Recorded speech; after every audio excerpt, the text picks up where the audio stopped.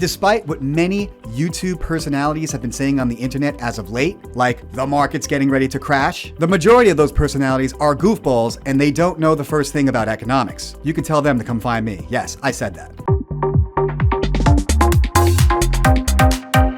What's up, guys? Welcome back to the channel. My name is Joseph McFarlane. We're just going to jump right into the material. So the question that I get on a weekly basis is, Joe, we want to move to South Florida. We're from out of state, or we currently live in South Florida and we're considering relocating to Delray Beach or any other desired city within the area. Should I rent first so I can put my feet in the water, get comfortable, survey the area, figure out what it is I want to do, where we want to go? And it's a fair question. And so we are going to break out some real numbers today. I'm going to compare a subject property to give you an idea of not only how much that property is going to cost you in rent, but give you a mathematically sound example of also how much that property would cost you to acquire. And before we jump into those numbers, I just want to give you a couple of prerequisites, something that a lot of people who are not local to South Florida seemingly overlook on a regular basis. First off, in order for you to secure a rental property in South Florida, right off the bat, the landlord is going to want to see the following: credit check, income check, reference check, background check. Can everybody in your family over the age of 18 pass a background check? You actually have two hurdles to get through: the HOA, the board of directors, and the landlord. If either one of those two authorities doesn't like your credit check, background check, income check, or reference check, then you could be counted out. But that's not it. What about your furry family dynamic? Your pets? Do you have dogs? Do you have cats? What type of dogs do you have? Both HOAs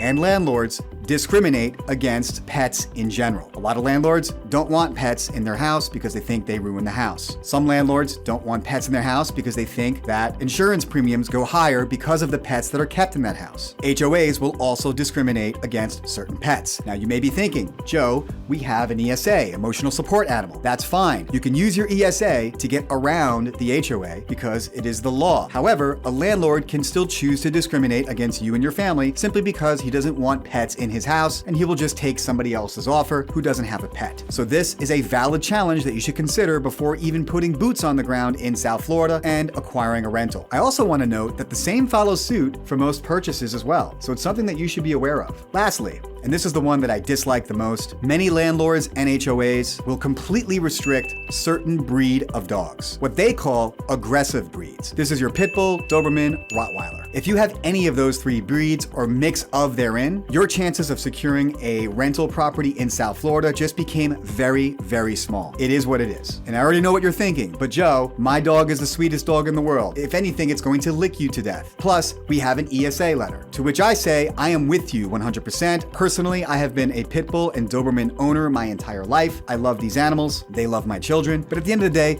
landlords don't want them and HOAs despise them. So it's very likely that you will need to shop outside of a community that was located inside of an HOA, and you will also have to apply a filter that finds a landlord that's okay with having those type of dogs, which again becomes increasingly unlikely. Now, I'm not saying this to discourage you. I'm saying this to help your efforts and to encourage you to get a resolution much sooner than later. And if I just described you, then please go ahead and click the information below to contact me so I can fast track you with your credit check, background check, income check, and reference check so you can go ahead and secure that rental in South Florida moving forward. Now, let's go ahead and get into some of these numbers. As you know, in South Florida, the demand has been increasingly high and the inventory has been extremely low. As of the date of the making of this video, we have seen interest rates come up higher, which has shaken out some of the weaker borrowers, and we've seen some inventory come back into the market, which has freed up some flow between buyers and sellers. This is a good, healthy thing. You also may have noticed that some of the home prices have dropped. And despite what many YouTube personalities have been saying on the internet as of late, like the market's getting ready to crash, the majority of those personalities are goofballs and they don't know the first thing about economics. You can tell them to come find me. Yes, I said that. I'm easy to find. The majority of the price dropping that we're seeing currently is from overzealous sellers who thought that they might have a chance at getting way more money than what their property was valued at to begin with. And so because they were overzealous to begin with, they priced way too high to begin with, and now they're coming back to reality and they're dropping the prices of their homes, which is still, by every stretch of the imagination, overbought, and most qualified economists agree with that statement. The outlook for the South Florida housing market in the next 3 to 5 years actually expects to appreciate from the current levels of where we are at right now. You might be asking, Joe, how could that be? Well, it's very simple. We have warm weather, we have beautiful beaches, we have affluent job opportunities, we have lower taxes, and we have superior social, economic, constitutional freedoms, and that's why people from all over the planet continue to want to move to South Florida in droves. The rush of high demand and increasingly low inventory is what continues to push prices higher as of the date of the making of this video. I will add one more thing, that even though interest rates are going up, the majority of the people who are purchasing property in South Florida aren't borrowing money. These are cash purchases, so interest rate increases don't affect them. Now, I share this with you because it's going to heavily impact your experience when looking for a rental or looking for a purchase. And generally speaking, it applies to almost every city in South Florida, but for the purpose of the making of today's video, we're going to focus solely on Delray Beach. So the first thing that I want to show you is the average home sale price in Delray Beach, Florida. This year, the median sale price in Delray Beach, Florida is approximately $837,000. The average sales price is $1.2 million, almost $1.3 million. Substantial increase from last year, 2021, where it was $700,000 versus approximately 1.1. And so all things considered, if you were to purchase a property in Delray Beach, Florida, single family home, you could expect to pay upwards of $700,000 for that property. Let's go ahead and take a look at some of the rental inventory in Delray Beach, Florida. We have to use a standard to measure from. So we're gonna go single family homes. We're gonna go 2 bathrooms, 2 bedrooms, which is the most common request that all realtors get.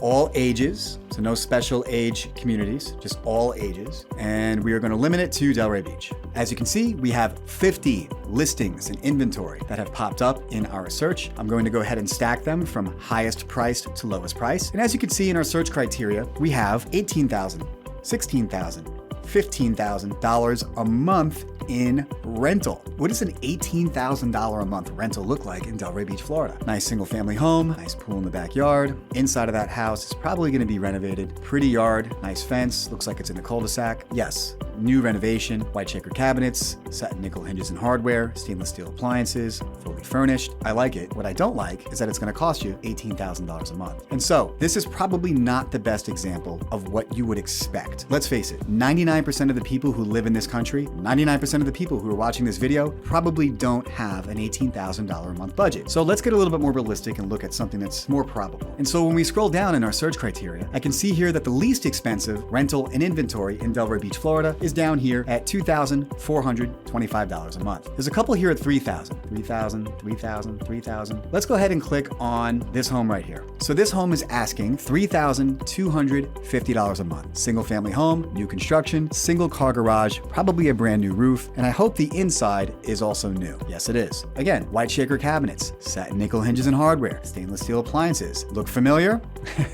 That's because the last home had the same exact stuff in it, just wasn't furnished. This home right here, new construction, 3 bedrooms, 2 bathrooms, Delray Beach, Florida, is asking $3,250 a month in rent. Now here's the kicker. Because inventory is so low and because demand is so high, it's very likely that this landlord is going to be in a situation where there's multiple offers to rent this property, and as a result, there's somewhat of a bidding war, which makes the price of this property go from approximately $3,250 a month to $3,500 a month. But wait, there's more. Because the demand is so high and the inventory is so low, it's very likely that this landlord will get anywhere from 6 to 12 months up front in rent just to secure the listing. Now, if that shocks you, it really shouldn't, because let's just face it, the old days of first, last, and security deposit, we haven't seen that in about 2 years, not here in Florida. You still can get that if you go to a community that has like apartments that you can rent because a corporation owns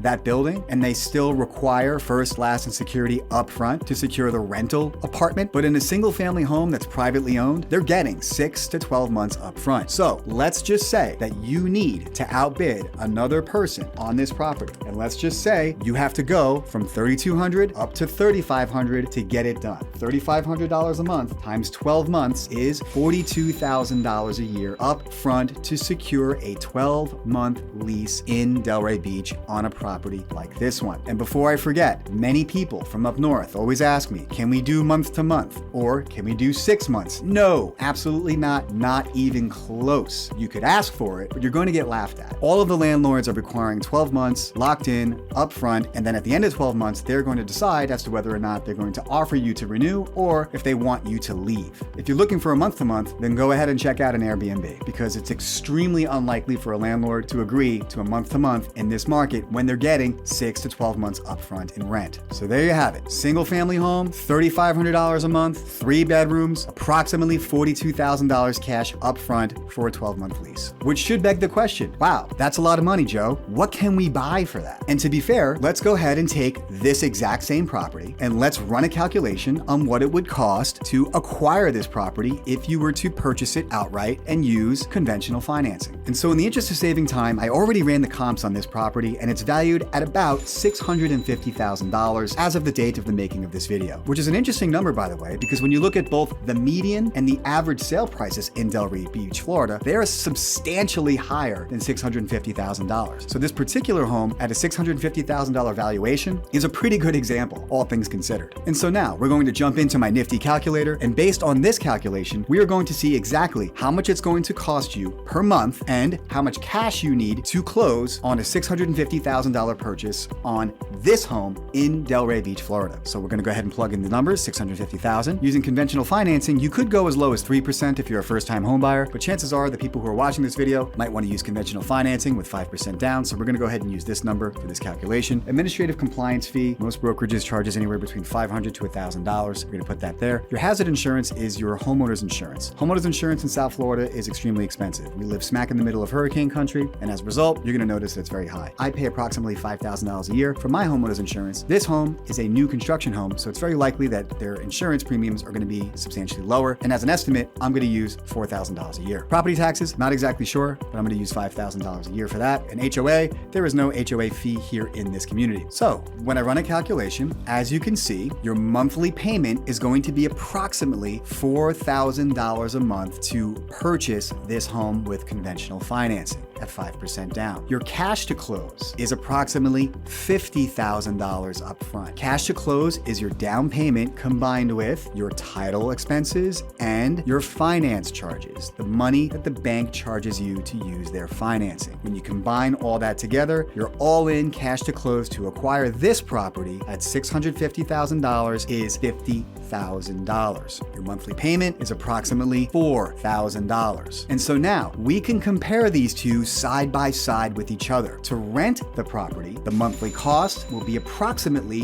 $3,500 a month. And if the landlord requires it and you need to do so to compete to secure the listing, your total out-of-pocket cash to acquire the rental will be approximately $42,000 cash. On the other hand, if you wanted to secure a property like this one at the current valuation of $650,000, your monthly payment will step up by approximately $500 to $4,000 a month, and your cash to close will step up approximately $8,000 to $50,000 cash to close, which begs the question, would you rather pay another $500 a month and $8,000 cash to close? Can you pay? Do you have the wherewithal to pay? Is it feasible for you to do so? If the answer is yes, and you do not bat an eye, then purchasing a property most likely will be the best road for you. But if I ask you that exact same question, and the answer is no, Joe, we're actually too stretched. That's not feasible. The month-to-month budget is too high. We're already stretched at $3,500 a month, and quite honestly, we don't have the extra $8,000 cash to close. Well, then it is very likely that the rental route is better for you. And as you can see, after looking at the hard numbers, at the end of the day, the choice is still yours and remains completely subjective because there are so many variables that go into this equation. And let me remind you, background check, credit check, income check, reference check, what type of animals do you have?